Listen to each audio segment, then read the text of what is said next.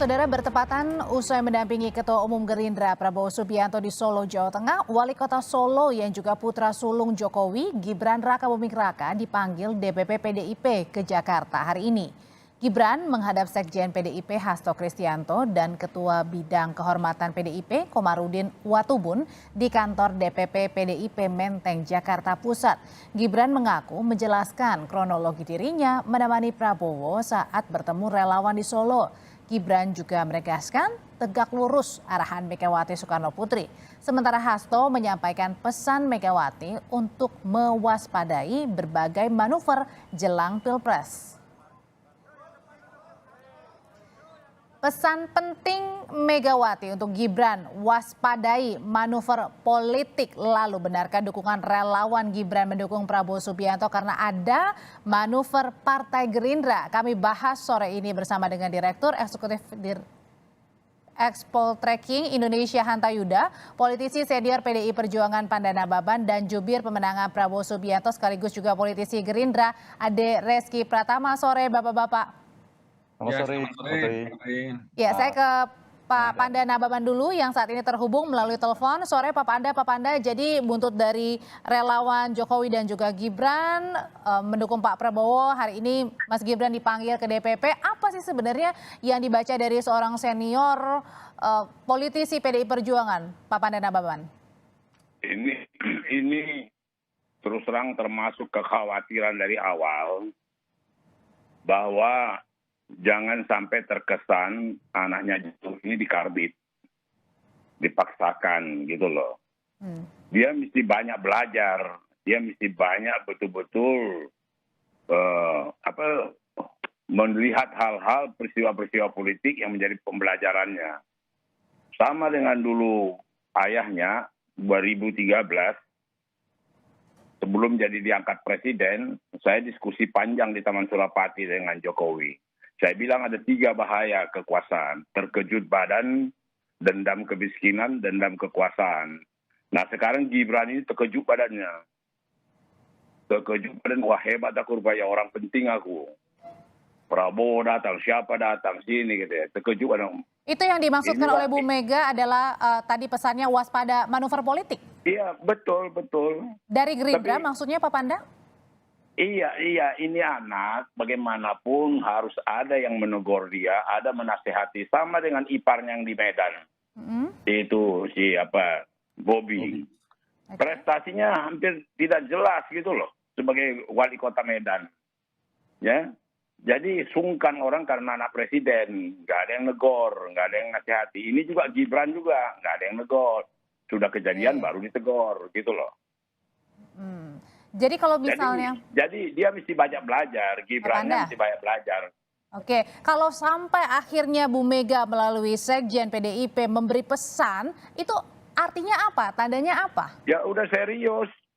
Itu Mega konsisten, serius. Karena bisa dimanfaatkan orang lucu gitu loh. Dimanfaatkan lawan-lawan politik, dimain-mainkan. Kan kayak nggak punya kualitas gitu loh. Oke. Itu kan langkah Gibran itu kan mempermalukan, membuat grassroots goncang, bikin frustrasi gitu loh. Mahal itu permainan itu. Terlampau riskan dia ambil tuh. Gibran itu tidak cukup mesti betul-betul dinasehati, dikasih waktu di 6 bulan. Ada pendidikan politik gitu loh. Ya, Pak Panda, di sini juga ada Bang Ade juga dari Gerindra. Kalau gitu Bang Ade, benar nggak sih yang dikatakan bahwa Gerindra ini sedang bermain memanfaatkan sosok dari keluarga Pak Jokowi untuk bermanuver? Ya enggak juga, pertanyaanmu juga nggak betul itu. Ini ke Bang Ade. Bukan begitu pertanyaan. Kita melihat dia dipermainkan, itu aja. Oke, dilihatnya dipermainkan. Kita mengatakan bahwa Gerindra yang mempermainkan. Baik, oke. Kalau gitu saya akan langsung memberikan kesempatan kepada Gerindra. Silakan Bang Ade. Iya, terima kasih Mbak Audrey. Memang pertemuan Pak Prabowo dengan Mas Gibran kemarin itu kami kira itu hal yang biasa ya. Ini bagaimana terus menjalin silaturahmi, bagaimana kemarin bulan Syawal, dan sekarang itu juga masih bagian dari silaturahmi. Nah, bagaimana juga Pak Prabowo pada hari ini juga berada di dalam kabinetnya Pak Presiden Jokowi, dan oleh karena itu memang sesuatu yang lumrah kami kira bagaimana Pak Prabowo untuk pada akhirnya bersilaturahmi ya, tidak hanya dengan Pak Presidennya sendiri, tetapi juga dengan keluarga besar beliau. Dan ini juga tidak ada agenda politik di dalamnya, tetapi juga ini adalah rangkaian dari safarinya beliau, Pak Prabowo, sebelum menuju Jawa Timur Pacitan, sebelum menemui Pak SBY. Jadi memang ini murni kami kira adalah bagian daripada silaturahmi saja, seperti itu.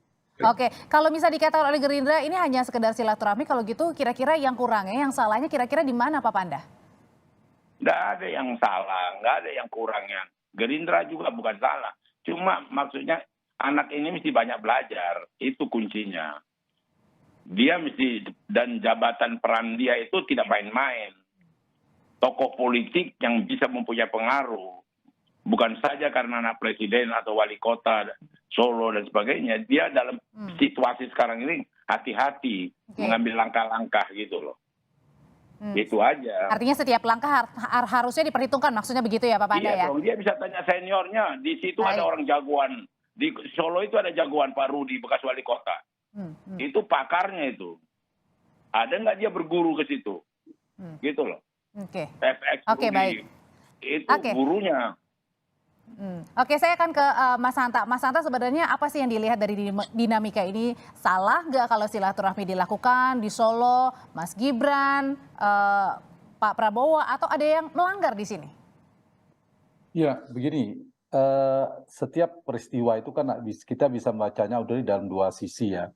Pertama dari sisi makna denotatif yang tersurat secara harfiah. Ya mungkin tadi betul hanya pertemuan seorang wali kota menyambut seorang menteri dan seterusnya. Tetapi dalam politik, apalagi dinamika politiknya sedang kencang, ini kan persepsi publik menjadi penting. Nah, persepsi itu bergantung juga pada pesan konotatif yang tersirat, kode signal ditangkap oleh publik. Nah, ini yang mungkin yang bisa menjadi komplikasi kalau politik. Kalau gitu di sini, Mas Hanta, yang signal ditangkap di publik itu apa? Sampai ada pesan dari Perjuangan wajar kemudian mempersoalkan ini. Dan persepsi publik ini ada dukungan deklarasi dari relawannya Gibran. Itu kan relawan. Kalau relawan sebagai mesin tidak begitu. Kita tidak usah terlalu pengaruhnya tidak besar lah sebagai mesin. Tapi dia kan punya embel-embel bahwa ini relawan Gibran, relawan Jokowi. Nah, ketika ada kata kalimat Gibran, ada Jokowi, apalagi Pak Jokowi, maka ini akan memiliki dampak. Semua kekuatan politik kan tentu sedang melakukan strategi untuk merebut pengaruh. Tapi kalau Mas Hanta, ketika kemarin Gibran bilang, saya tidak pernah mendeklarasikan secara langsung kok dukungan ke Pak Prabowo, itu kan relawan, silakan saja.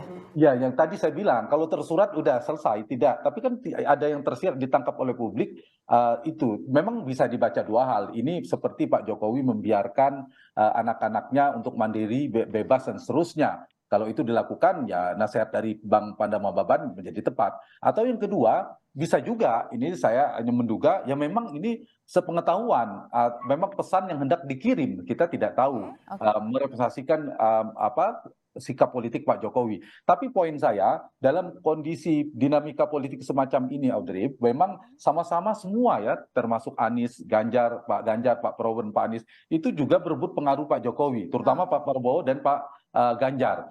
Kenapa? Karena kita ada dua hal. Basis Pak Jokowi di 2019 itu kan sekitar 55-56%. Yang kedua, approval rating beliau sekitar 70-28%. Nah, ini kan potensial ini kemana? Nah, kalau misalnya ini dilakukan, publik akan menangkap, ini persepsi ya, bahwa dukungan Pak Jokowi belum sepenuh hati atau setengah hati untuk mengganti kata setengah hati terhadap Pak Ganjar yang sudah diputuskan oleh teman separtainya. Tetapi ternyata masih ada dalam persepsi publik, kita lihat banyak relawan-relawannya juga mendukung Pak Prabowo yang kita tahu. Dan akhirnya membuat bingung ya. Ya, teman dekatnya Pak Jokowi, menterinya, dan dianggap loyal dan seterusnya. Nah, ini saya kira saya melihat dari sisi persepsi publik ya, dari persepsi publik memang tanda petik Sebentar, tahan dulu memperbaiki. Mas Hanta Cuma sampai ini dengan persepsi. ada ini ya catatannya Audrey. Pak Oke. Jokowi itu sejak awal kan pengen menggabungkan, memang kalau saya baca, dalam koalisi besar, menggabungkan dua kekuatan besar ini semuanya minus Nasdem, semua partai di dalam pemerintahan itu mungkin skenario terbaik bagi Pak Jokowi digabungkan, atau capresnya antara Ganjar dan Pak Prabowo, Mas Ganjar Pak Prabowo digabungkan. Oke. Tetapi kan mereka punya sikap politik masing-masing, kompetitif, elektabilitasnya punya potensi yang sama kuatnya, tidak ada yang mau mengalah. Nah, ini problemnya sekarang, ada potensi koalisi besar yang diinginkan itu sulit terrealisasi, maka akan maju kedua-duanya. Nah, ketika maju kedua-dua, satu sisi jelas sebagai kader PD Perjuangan, PDIP sudah mendeklarasikan. Nah, kalau ini tahan dulu ya, sebentar Mas Hanta sampai di sana. kemudian kita memikirkan bahwa Pak Jokowi akan berbeda sikap dalam PD Perjuangan, Gibran, saya kira itu hampir hal yang mustahil kita mendapatkan. Kalau gitu, Tapi saya bicara saya pada akan ke pesan-pesan tersirat Gerindra dulu, saja. Mas Hanta. Oke, Bang Ari, kalau gitu dari efek seperti ini, apakah Gerindra akan jaga jarak ke keluarga dari Pak Jokowi? Ya, saya kira ini kan tidak hanya terkait politik ya, tetapi juga bagaimana mengedepankan Pak Presiden juga sebagai warga negara, Pak Prabowo juga sebagai warga negara, termasuk Pak Wali Kota juga. Nah, apa salahnya juga ini bagian daripada sebuah peristiwa-peristiwa yang alamiah saya kira. Dan ini memang Gerindra ini melihat sesuatu yang murni-murni saja ya, tidak ada sesuatu yang berlebihan terkait dengan dukungan atau tidak ada dukungan, nanti kita tidak sampai melihat lebih dalam seperti itu.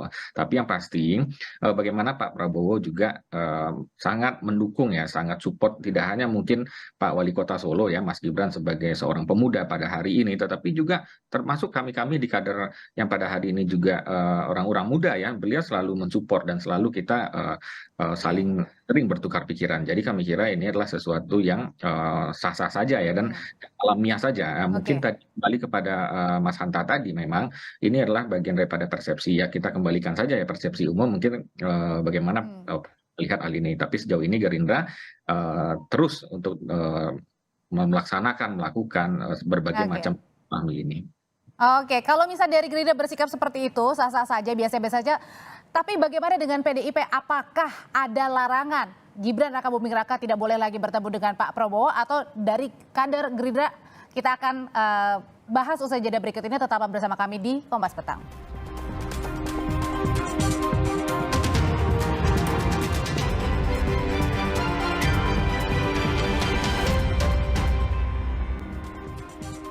Pak Panda, setelah Gibran dipanggil hari ini, apakah itu mengartikan bahwa Gibran tidak boleh lagi menerima undangan ataupun bertemu dengan Pak Prabowo?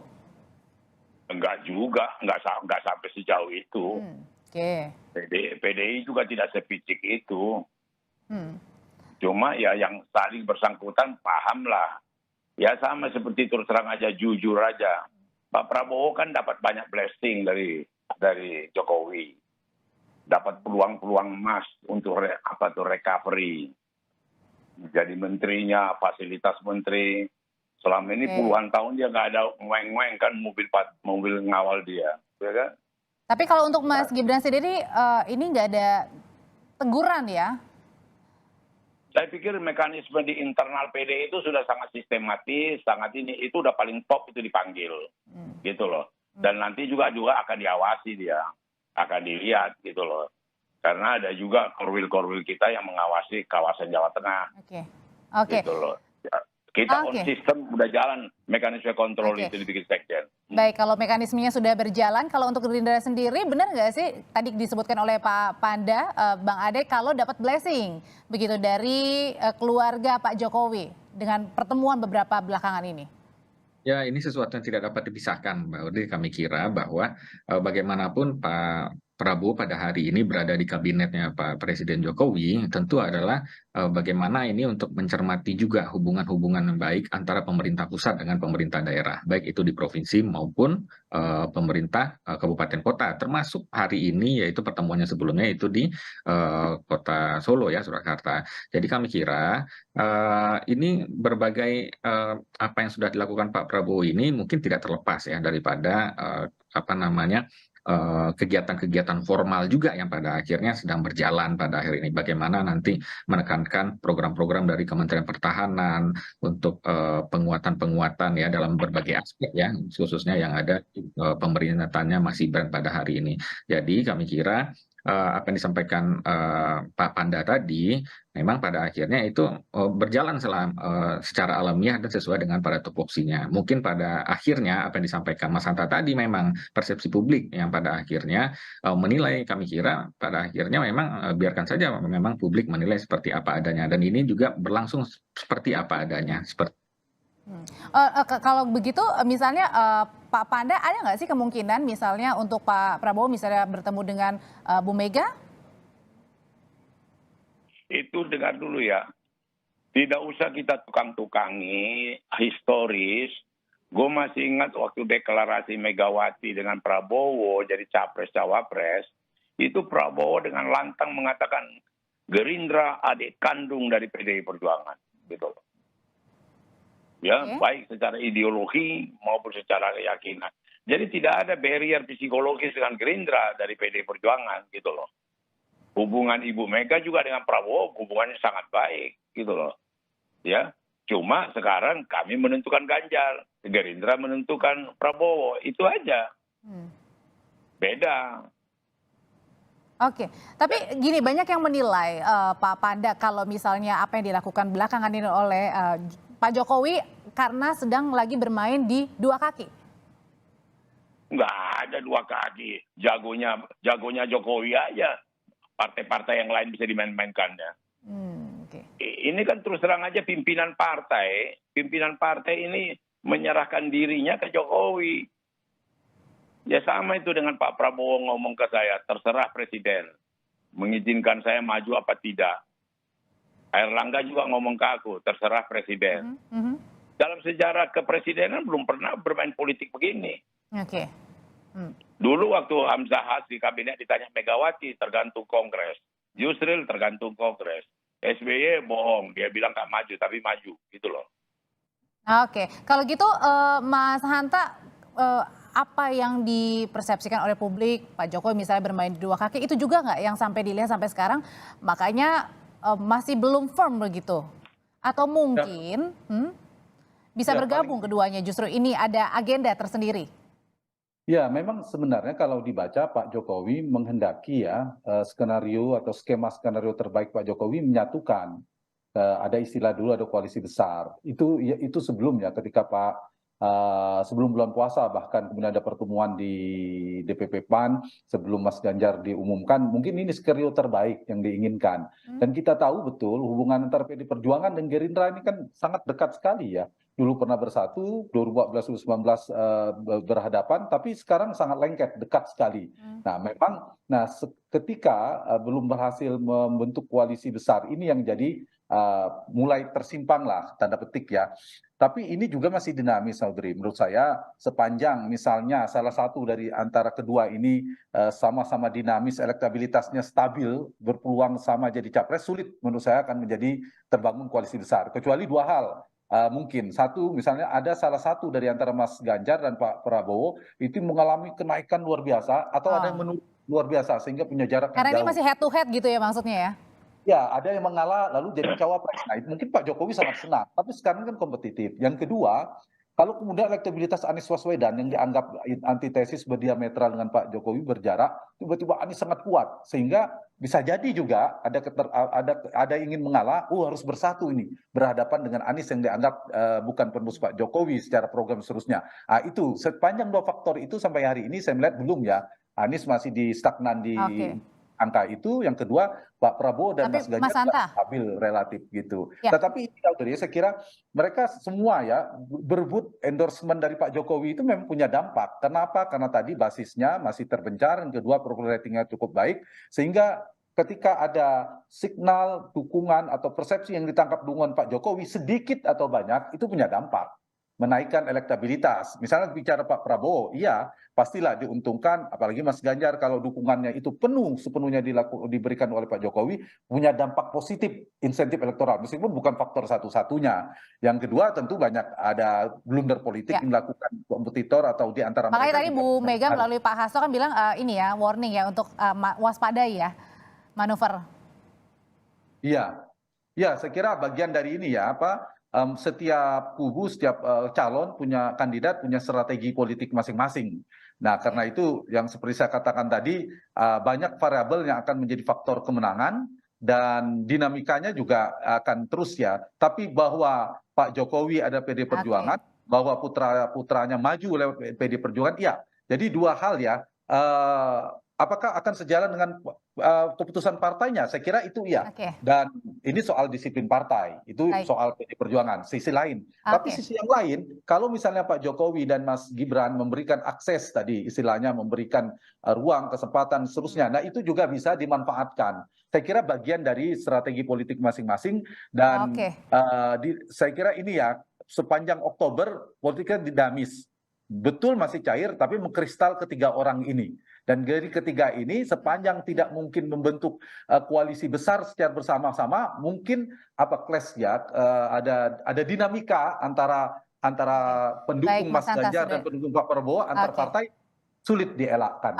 Kalau gitu pertanyaan berikutnya, Bang Ade, dalam waktu dekat ada nggak sih misalnya Pak Prabowo ketemu Gibran lagi atau mungkin Pak Prabowo ada ketemu dengan Bu Mega menjelaskan duduk permasalahan yang terjadi karena kan Mas Gibran ini kena imbas ibaratnya gitu. Saya kira mungkin pada hari ini Pak Prabowo akan terus melakukan perjalanan silaturahmi ya, bertemu dengan tokoh-tokoh masyarakat, tokoh-tokoh agama, termasuk juga pemimpin-pemimpin partai politik. Nah, kami kira memang ini akan terus berjalan sehingga pada akhirnya ya karena ini adalah bagian pada silaturahmi dan tidak hanya pada setelah bulan Syawal ini. Kami kira ini adalah menjadi sebuah contoh yang baik ya bagaimana kontestasi politik terus berjalan, tetapi seperti yang Pak Panda sampaikan tadi, memang kedekatan Gerindra dengan PDIP ini memang sudah sangat dekat gitu ya. Dan kita pada akhirnya dengan pertemuan-pertemuan ini akan menambahkan daripada gagasan-gagasan yang lebih baik lagi, yang lebih konkret lagi dalam hal yaitu intinya adalah bagaimana untuk membangun berbagai aspek bangsa dan negara ini jauh lebih baik ke depan. Nah, tidak juga pada akhirnya akan bertemu dengan Ketua Umum PDI Perjuangan, Ibu Megawati, maupun juga tokoh-tokoh partai politik lainnya. Terakhir saya ke Pak Panda. Pak Panda, ada nggak sih kekhawatiran dari PDIP bahwa kedekatan keluarga dari Pak Jokowi ini akan mempengaruhi elektoral dari PDIP dan pencapresan Pak Ganjar? Kedekatan kemana? Ke Prabowo, dari keluarga Pak Jokowi ke Pak Prabowo. Enggak sejauh itulah. Enggak sejauh itu pengaruhnya. Ini anak-anaknya Jokowi ini juga masih banyak belajar. Dan juga tidak juga sehebat itu pengaruhnya gitu loh. Ya, mereka jadi lucu-lucu karena anaknya aja, gitu aja. Jadi exciting karena anaknya. Selebihnya itu kan tak ada artinya. Coba kalau nggak anaknya. Jadi maksud aku anaknya dan mantunya juga tahu diri. Ini partai besar, jangan main-main dengan partai besar. Baik. Gitu loh. Jangan ambil risiko mentang-mentang anak presiden, jangan. Kayak nggak ada Toto Kromo nggak ada. Saya ingatkan kembali terakhir di Solo itu ada orang tua kawakan FX Rudy. Itu harus dia datangi, dia hormati, dia tanya advisnya. Baik. Itu yang harus dilakukan Gibran, baru ngomong ke sana kemari. Gitu loh. Baik, kami sudah tangkap pesannya. Terima kasih Pak Panda Nababan, terima kasih Bang Ade Reski, terima kasih Mas Hanta Yuda. Sehat selalu Bapak-Bapak. Terima kasih.